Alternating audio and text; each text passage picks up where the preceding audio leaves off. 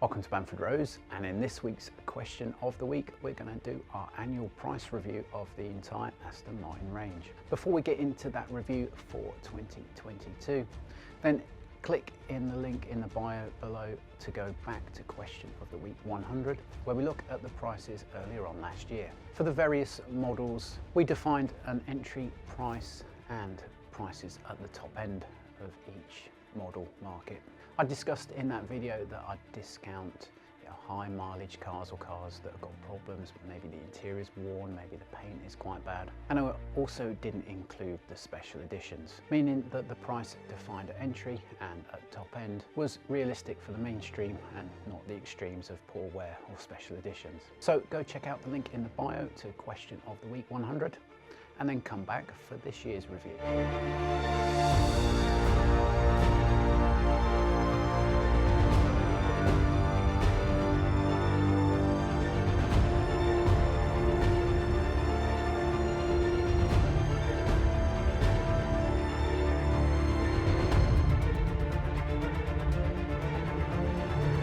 So we'll start with the Vantage chassis, and we'll start with the firm favourite 4.3 V8 Vantage from 2005. Now, not just for the entry-level V8, but entry-level of pretty much every model has hardened, and prices have increased compared to when we did our last review. You'll see as we go through this that perhaps the upper end hasn't changed too much, but the entry point has hardened significantly, and that must be because there's a lot more demand at the entry level. Probably numerous reasons. The second century cars haven't gone down too well, and I think a lot of people are realizing that large naturally aspirated engines, especially with a gear lever, are becoming a thing of the past, and everyone wants to enjoy what appears to be the swan song of the petrol era before it becomes more difficult to use them. Now, it is possible to find cars going for cheaper than 30k, but they've normally got something wrong with them, and there's a reason why they're cheaper than 30k. I think 30k is a good start point. There's a bulk of 4.3 V8s for sale, 32.5 to 37.5. So I think 30 quite well defines the lower end. The upper end of a 4.3 is always going to be governed by the start point of a 4.7 V8 Vantage, and a good start point would be about 42 for a 4.7 V8 Vantage. Now, just like this 4.3 at 46,995, it is possible to find super low mileage, super good condition cars, and they're always going to go for more than the 4.7. And there's a lot to be said for driving around in that nearly new 4.3 compared to a quite well used 4.7 at the bottom end of the market. A V8 Vantage S, which came out in 2011, had the same 4.7 engine, but it had the 7-speed sport shift gearbox. An entry-level Vantage S has appreciated significantly over the last year. There are a couple of cars that I know that were trading for low 40s that are now being knocking on the door of 50. So 50 to 52k is a good start point for a 2011 V8 Vantage S. A final edition V8 Vantage S before the Merc Vantage came out, probably going to run to about 78. At that time, you could have bought a 4.7 base model, it didn't have to be the S. So whereas the entry-level 4.7 starts from about 42, it's going to run all the way up to about 72 for the very last editions. And whilst the V8 Vantage S might span from 52 to about 80, bulk of those cars, especially at franchise dealer, are going to be around about the 60k territory. Before the V8 Vantage AMR cars came out, there was the special edition M430. Our M430s are super rare, absolutely cracking cars, great evolution of the Vantage S model range, and I think the lowest you'll find one will be about 60. And for a really nice condition, low mileage car, they'll probably run to about 75, 80. But an interesting crossover point is where the V12 Vantage S starts from. Prices have definitely risen on the V12 Vantage. So to start with, we've got the 2009 V8 Vantage that came out with a 6-speed manual gearbox, which evolves to the V12 Vantage S with the 7-speed paddle shift gearbox from approximately 2013. So I think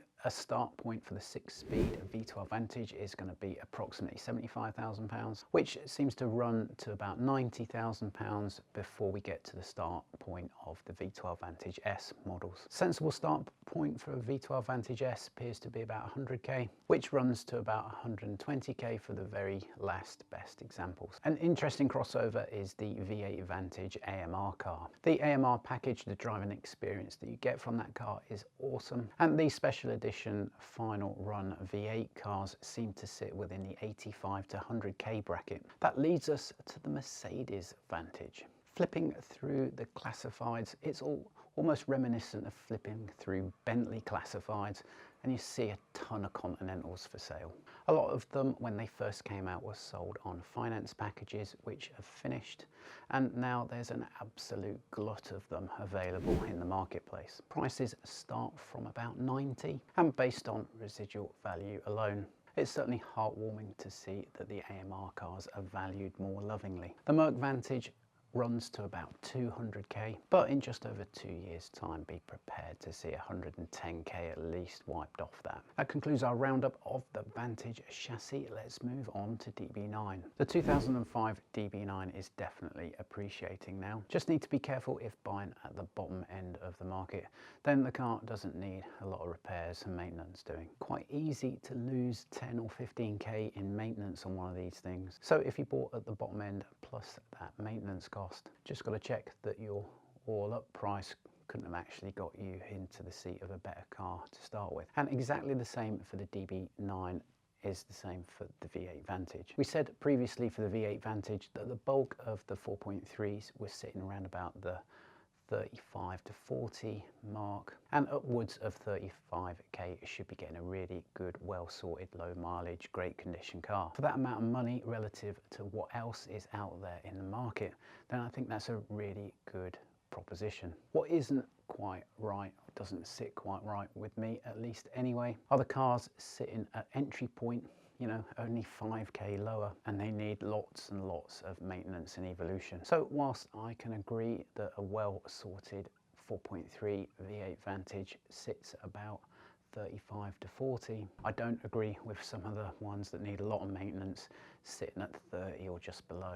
There needs to be a much bigger difference between a car that needs a good chunk of maintenance spending on it and a car in the middle to upper end of the price bracket. Because of the costs to repair DB9 are often more than a V8 Vantage, then if the DB9 did need significant money spending on it, the same circumstance, but even more so, is true, in that we'll see the bulk of DB9s that have got low mileage, good condition, are sat at about 35 to 37.5. The poor ones are sat at 27 to 30, and considering the maintenance and evolution that they'll need, then one of those prices is wrong.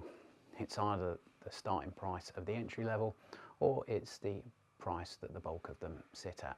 The market just doesn't differentiate well enough well-maintained cars. So up on last year's starting price of about 25, I think DB9 has also appreciated to a start price of 30 for what should be a decent entry point. With the bulk of the 450 horsepower DB9 sat at about 35 to 37.50, with some very exceptional condition, low mileage, great paint, great interior, maybe reaching as high as 45. Obviously a 450 horsepower DB9 is going to be capped by a 470 bhp glass key start DB9, and they range from about 42 all the way up to about 55, and it's that 55 point for a high-end 470 car that is always going to be capped and governed by the start point of a DB9.2. The DB9.2 starts at about 55, 57 and runs all the way up to about 88 before the model finished with the DB9 GT, which at the upper end trades for about 95. Regular viewers to our classified chat videos will remember that I always pick a star of the show. In compiling this price review, I found this 2015 DB9 convertible. Arizona gold with a bitter chocolate interior. Being 2015, it's DB9.2. DB9.2 came out in 2013. So that means you've got the 510 horsepower engine, which with an electronic tweak can be the same as Vanquish increased up to 565 bhp. The car has electronic adaptive suspension, carbon ceramic brakes, Volante for that roof down GT cruising experience, all wrapped up in a very striking, very unique colour combo I think is awesome. So here's my star car of the show. We're now on to the DBS from 2008. Despite most of the models that we've just spoke about seem to be appreciating in the market, DBS seems to be exactly the same as where it was about a year ago. The autos still range from a start point of 70k to about 100k. The manuals go for a premium and range 80k up to about 130k. The final carbon editions always go for a bit more, and they try and squeeze 150k out of those. Now, they are exquisite places to sit, but I'm not sure if that luxury is worth 20k extra. If the market does consider that DBS Carbon Black Special Edition worth its 150k, then there's another intriguing crossover point happening just here. The 2018 DBS Superleggera, which was approximately a 275k car, are trading for about 160, 170 at the entry point today. And just the same as the AMR V8, upper end price being about the same as the Merc Vantage start point.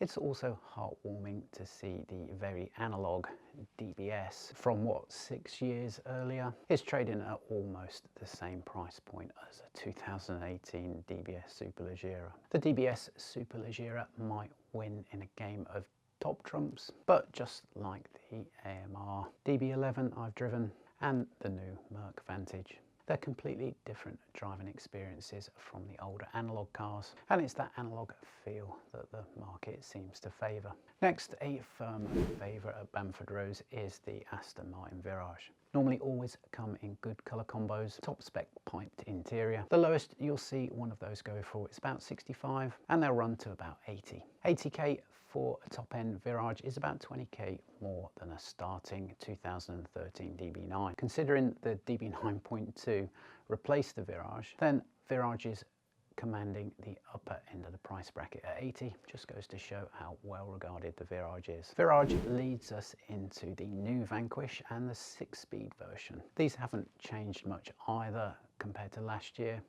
Sort of start point 75k, upper end 85k before the 8-speed Vanquish comes in, which starts at about 80 and runs all the way through to about 145. The S model of that 8-speed Vanquish starts at about 120 and runs through to about 150. We now come on to the Rapide. I think Rapide is really undervalued. They're absolutely cracking cars. A Rapide S around the Bamfordrose loop will handle just as well as any V8. It really is incredible how you can push a Rapide S. The Rapide has a level of luxury that you can sit in and enjoy, which is above most other Astons, and it's quite practical too. The start point for a 2010-2013 Rapide before it evolved to the Rapide S hasn't changed really and is somewhere around 45,000. And this 2012 example up at 60k is just about the most you'll ever see one of these run to before the Rapide S comes out. Rapide S starting in 2013-14 starts for about 60. They're actually quite a rare car to find. And just like last year, probably runs to about 90 for the very best example you can find. That brings us on to the classic Vanquish. There's something so appealing about these cars that just means you can't put them down.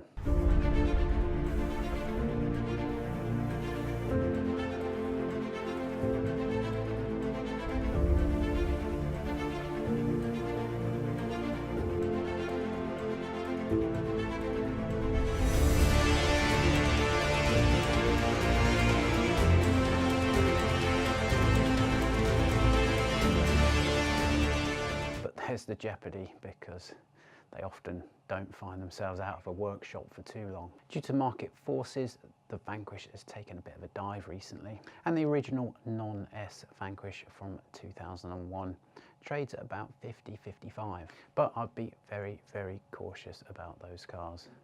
There could easily be a 20 grand maintenance bill lurking underneath the bonnet. And rather than cars at the cheap end, then probably 65k is about the starting point for a car that hopefully shouldn't need too much doing to it. Keeping a cap on a non-S value is always going to be the start point of the Vanquish S. In previous years, that threshold sat a lot higher than what it does today at around about 120k, but now that threshold seems to be about 90k for a start point of a Vanquish S. An S at the very upper end of the price bracket, like this example at 27,950, is probably going to be more bought because it's the very last of that model range, and it's going to be bought as a classic to keep in a collection. If you were going to actually use Vanquish on high days and holidays, then you're probably better off getting a slightly cheaper S, let's say at around about the 100k threshold. Use it on your high days and holidays so you don't have to overly worry about paint and interior condition, and the 30k that you've just saved instead of buying that car at the very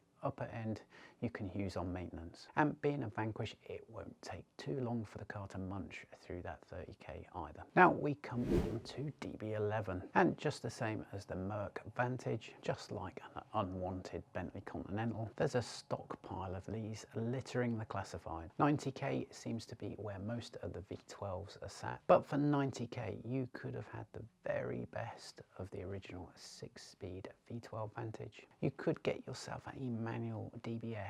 You could get the very best 6-speed Vanquish at 85k. So because there are so many of them for sale, is it a case of the asking price artificially being kept high? They might be able to drain the market of the glut if they lowered the price, but that would indeed be a sad reflection of how the market values that entry-level second century plan car. You can find some examples down at 80, which represents 120k depreciation in 5 years. So the DB11 V12 spans from about 80 at entry level up to about 130. The 4-litre Merc DB11 spans 100k at entry to about 140k at the top end. That brings us on to the DBX, making a new entry into the chart. Could DBX set the record of colossal depreciation, even beating a director's special DB11 launch model or DBS Superleggera. Here we have entry at 149,950, and we can see that the car had 21k's worth of options from new. That would have put the new price in 2020